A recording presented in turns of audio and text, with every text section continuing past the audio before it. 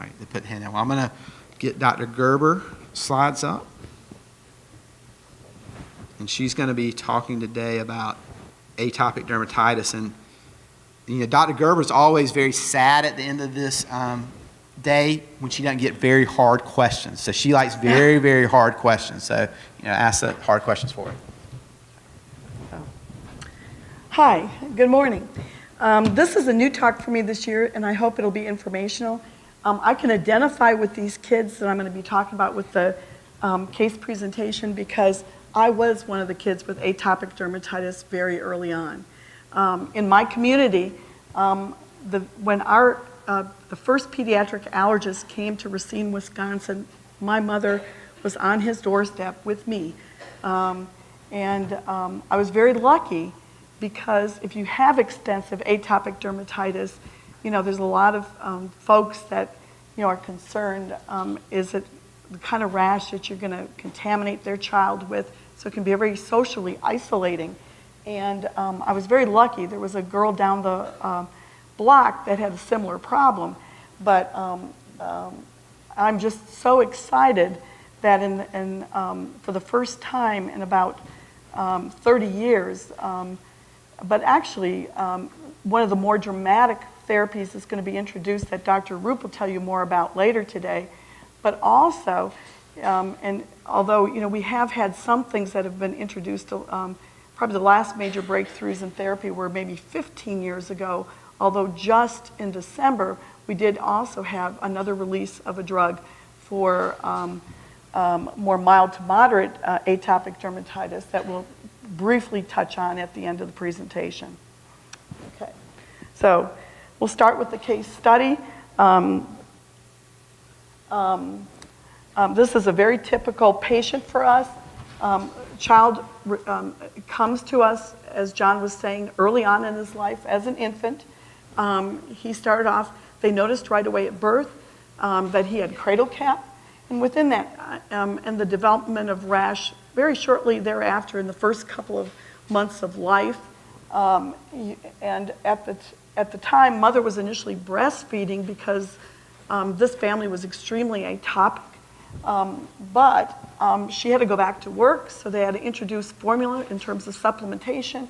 And at this point, the baby's having problems with formula intolerance, as well as mom's just not sure whether it's exacerbating the child's rash.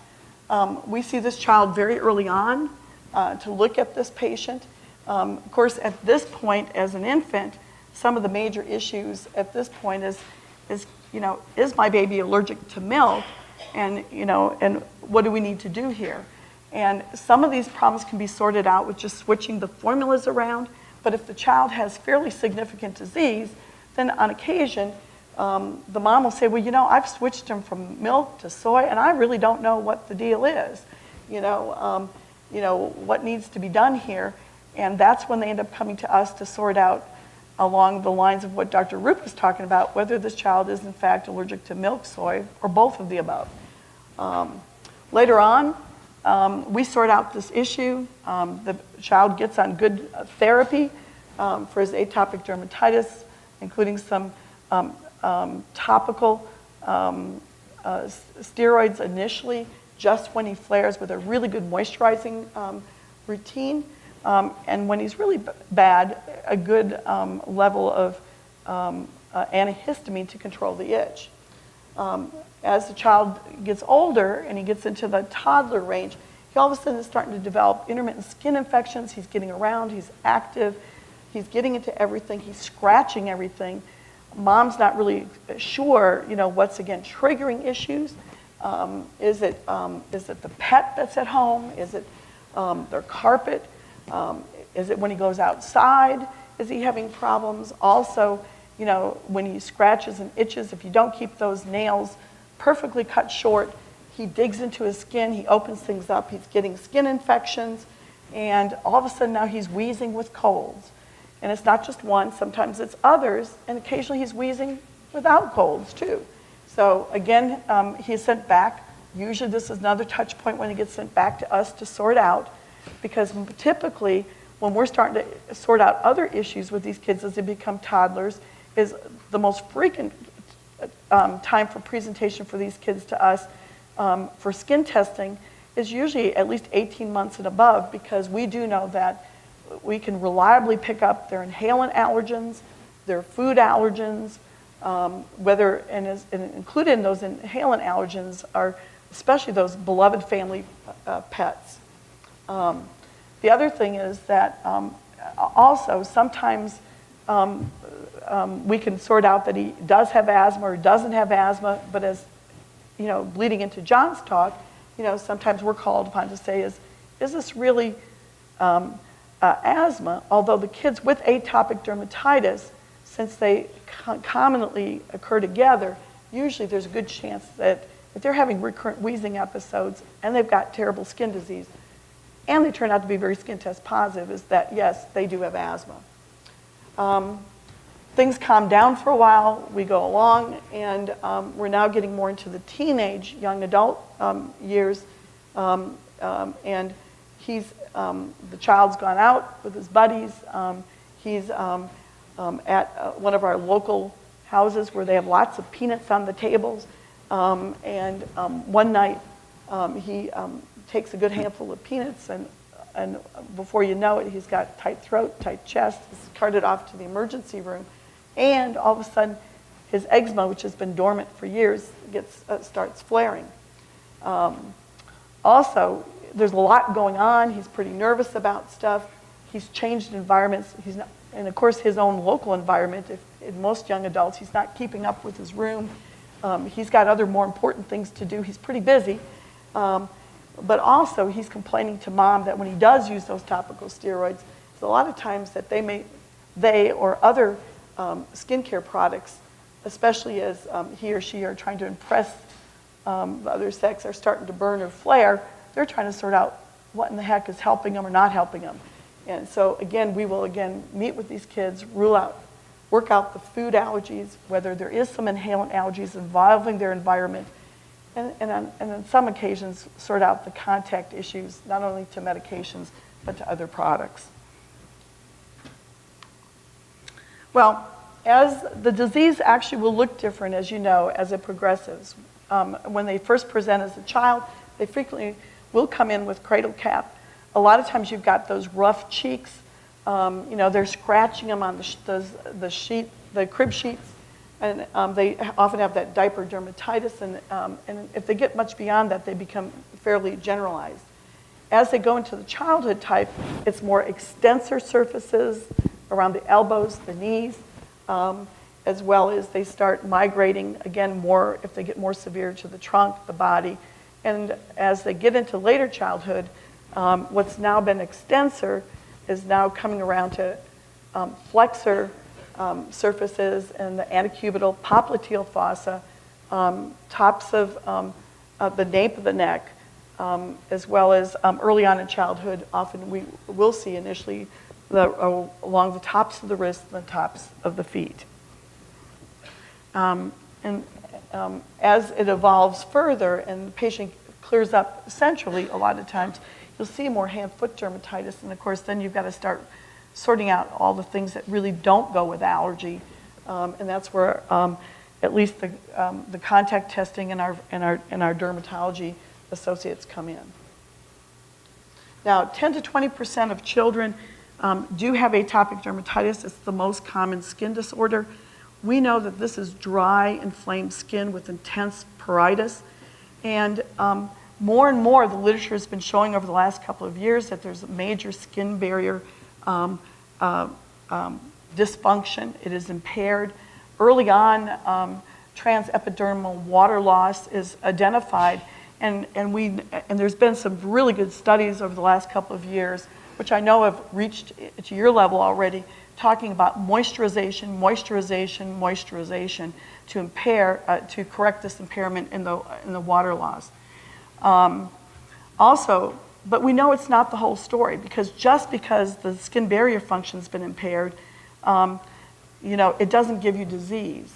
And there are lots and lots, as I'll get into it, different genes that are associated with skin barrier dysfunction, but just impairing the skin barrier doesn't give you atopic dermatitis. It's a combination of factors. But we do know that if you impair the skin barrier, it will start leading to microbial colonization and infection. And in fact, in the babies that have been identified early with more staph on their skin, we also know that they're already selectively colonizing with that, and it's often a portend that they're going to have more severe disease. Irrespective of, obviously, in this day and age, our concerns about methicillin-resistant staph. Now, once you impair that skin barrier, then obviously the next step is that part and parcel of what happens with allergic sensitization, because now these patients get a much higher exposure to a lot of allergens, and once that occurs, you see the onset of more difficulties with wheezing, food allergy, hay fever, and other forms of the atopic march that will set in. Now, this is a little baby that you see early on in the lower right hand for you is, of course, an example of the cradle cap that the mom has seen early on. Later on, as you get to the older patient, one of the chief complaints that I didn't address in some of it is they do often get some pityriasis alba. And the older adult, one of the ones you can see a patient who's had a lot of disease, if they come in with their allergic crease, and even if they don't have an ounce of any skin disease today, is if you look at their palms and they're extremely hyperlinear, you'll often see these very hyperlinear palms, and we know that they, in fact, have been one of these long-standing allergic patients that is burned out at this point, but they've had significant allergic skin disease probably the bulk of their lives. Now, in the current research, one of the things that's getting exciting for us is to look at these biomarkers. And I don't mean for any of you to learn any of this, but just to help you for down the line understand some of the new treatments that may be coming in the future. For years, we've classified asthma as intrinsic. In other words, they come to our office, we skin test them, they're skin test negative.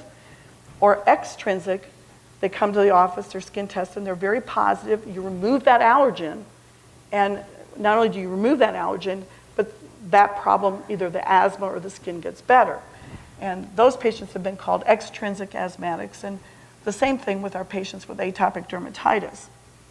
Well, and also I know for probably about the last 5 to 10 years, we've been talking about in allergy and introduced to y'all the concept of TH1 or TH2 sensitization.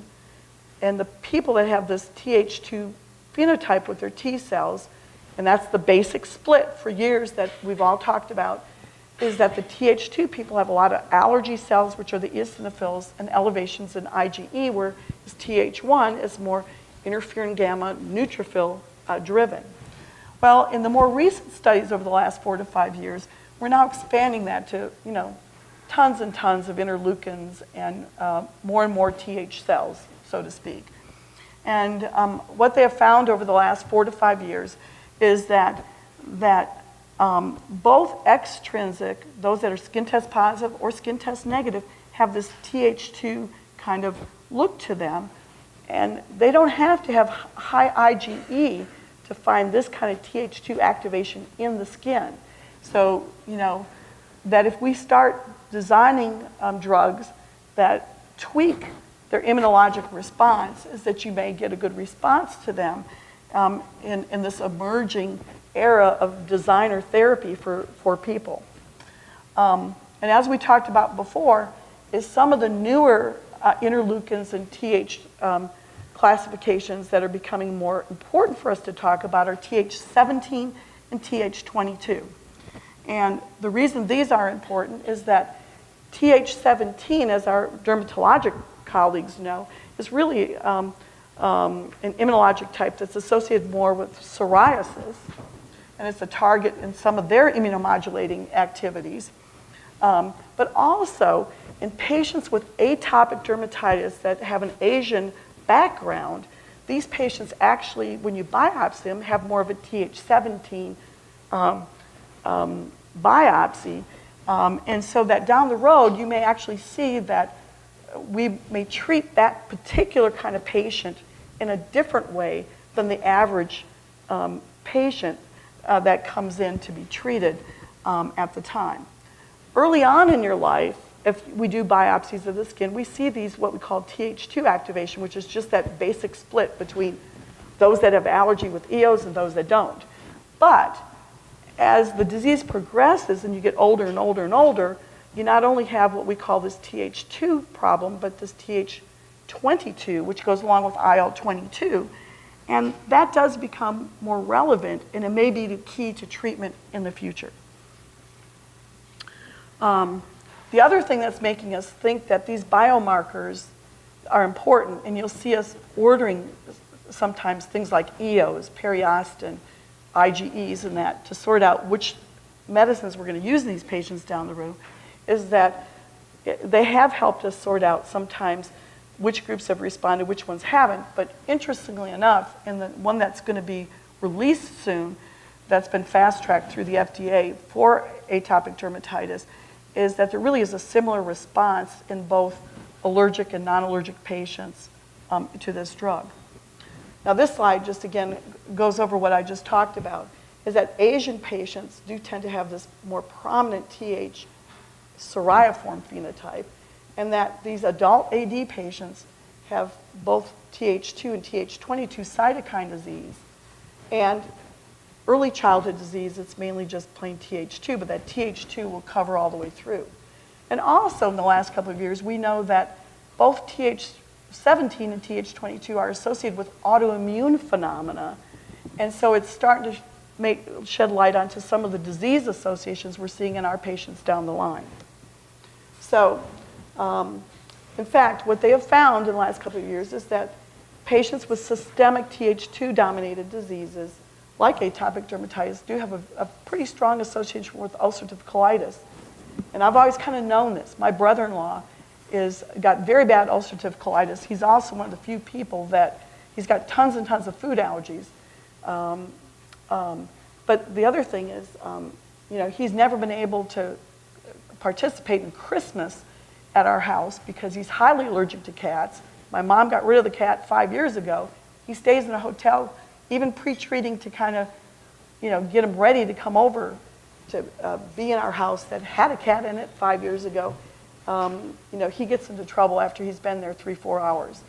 He's just highly, highly sensitive guy. But anyway, in addition to atopic dermatitis being associated more in the more recent studies with ulcerative colitis, is we are also seeing an increased incidence in rheumatoid arthritis and a negative association with type 1 diabetes. And another correlation of that, because I know I've got a medical student in the audience who's interested in going into cardiology, is that also the patients with these same TH17, TH22 phenotypes also have a higher incidence of acute coronary syndrome as well.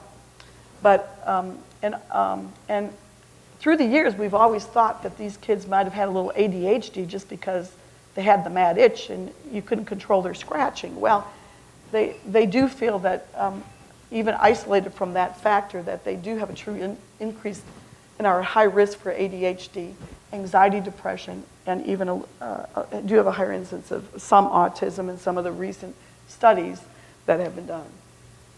Now, as we talked about, in the last 10, 15 years, things have exploded as far as what genes are involved with skin barrier dysfunction.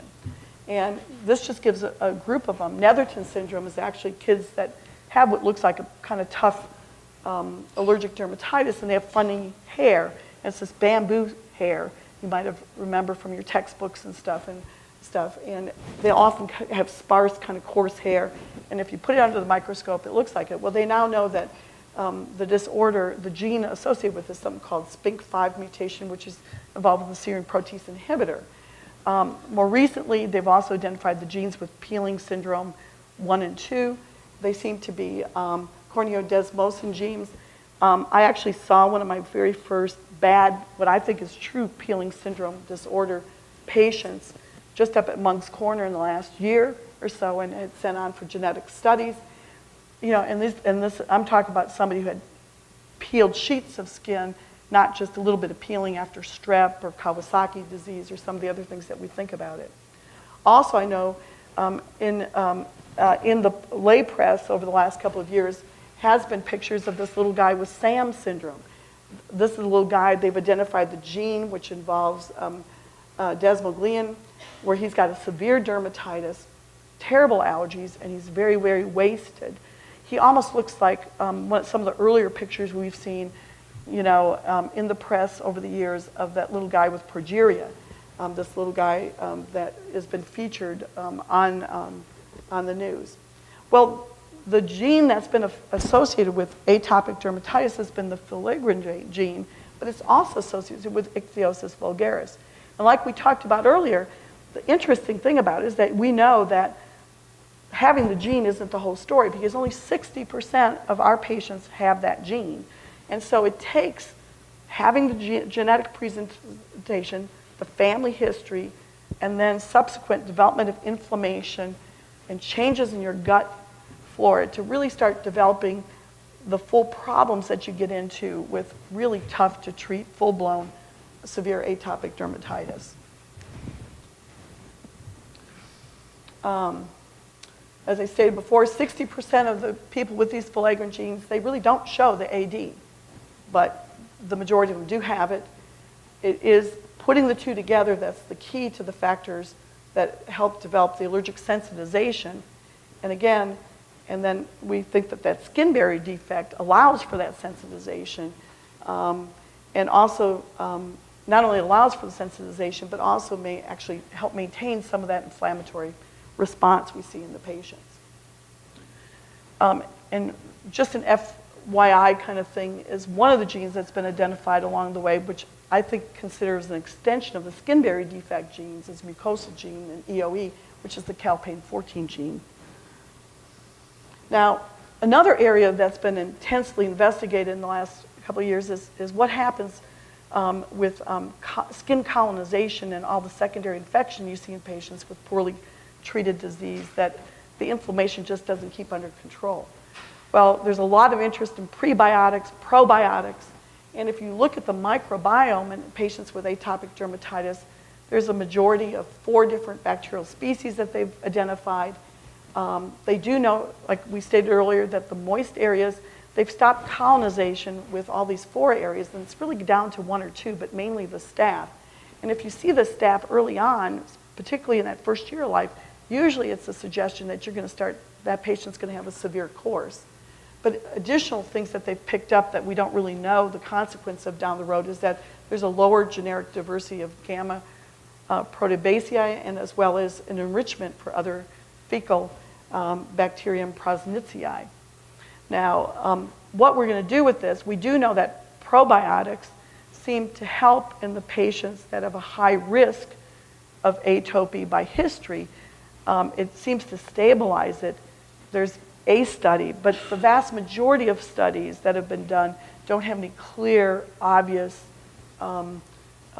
recommendations, and at least the consensus groups that have studied this in terms of atopic dermatitis and skin disease suggest that it may help some, but I think the answers are still out, but a lot of work is being done in this area now.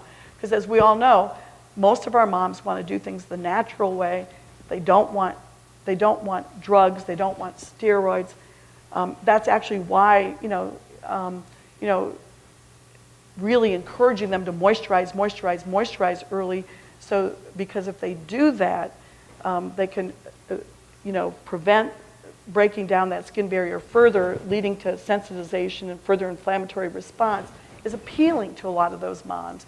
And also it prevents disease. So, it's good to grease these kids down.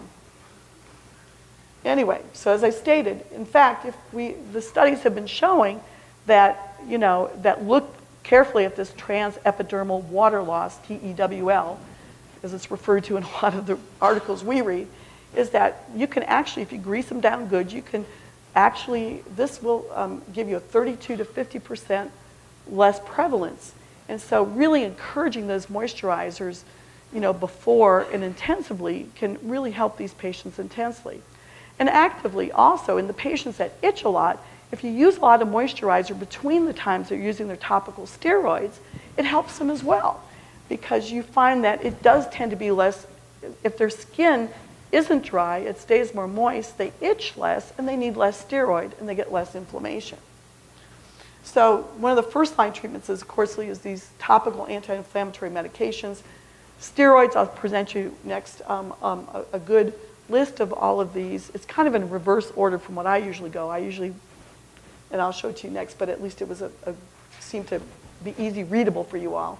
And then also, if they didn't respond to steroids, using obviously the lowest doses that treated the disease and that controlled the disease so that you got less skin thinning and other problems through the years were always major factors.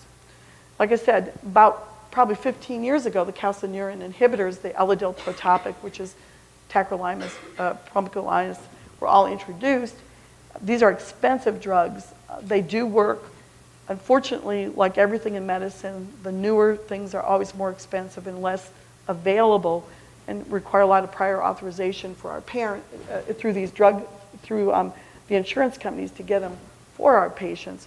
But they do tend to work quite well. And there are some topical anti-inflammatory drugs, but we've seen less and less samples and not a lot of ongoing research in those areas. We do know that these patients, if you control what we call the scratch-itch cycle, it makes a huge difference. And that if you eliminate physical triggers as well as allergic triggers, you can make these patients a lot more comfortable. And what do we mean by physical triggers? Well, a lot of these patients, you know, if they take a bath, they need baths because you need to keep the colonization of their skin down. But at the same time, so they don't get their secondary infection. But if the bath water is too hot or too cold, it promotes histamine release and they itch. Okay, if they get out of the bath and you rub them down, you release histamine, so you need to pat them down gently. And you want to use things that are more natural. And when you get them dressed, you don't want them in fibers that retain heat because, again, it increases their core temperature, they itch more, and they're more miserable. If they stay in the wrinkly, natural cotton fiber stuff that breathes, guess what? You know, they actually will do better and feel better. We haven't seen a lot of it lately, but there was some work probably 5-10 years ago with silver impregnated clothes to also help cut staph colonization and helps with some of the microbial issues in some of these patients too. And some of these are still available, but they're hard to find and track down at times for some of the tougher patients.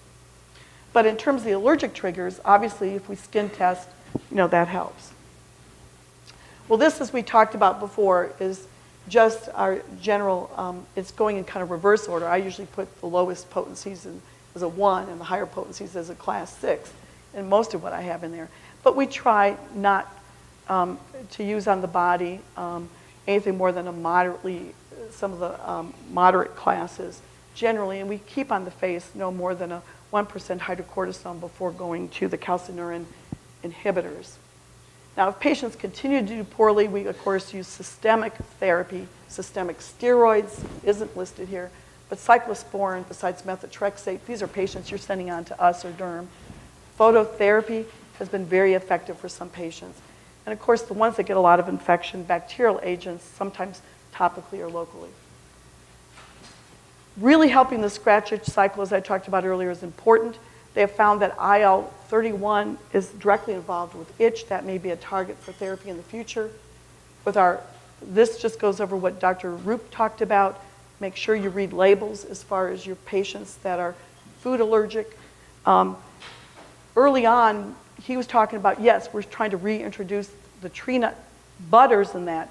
Well, that's important because if you're using a lot of these tree nut milks in place of formulas, sometimes these kids if they've got multiple food allergens, they're wasting away because they just don't get the calories that they need to do. But the butters and things like that, they actually do have more protein and calories and things like that and will help. There's protein-free, there's meals and snacks at peanut-free tables, as we know, peanut-free daycares, sending safe treats as well as non-safe treats for parties for the kids at school. If they really have got multiple food allergens, you want these kids challenged to make sure that you're not making them skinny for no reason. And then some of these kids will need calcium and vitamin D supplementation. Good allergy controls of their inhalant allergens.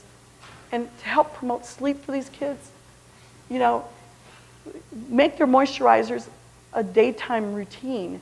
Get them to bed early, keep the electronics away, get them into the bath, play games with their moisturizers, draw on them, do red light, green light things, have them apply it to you.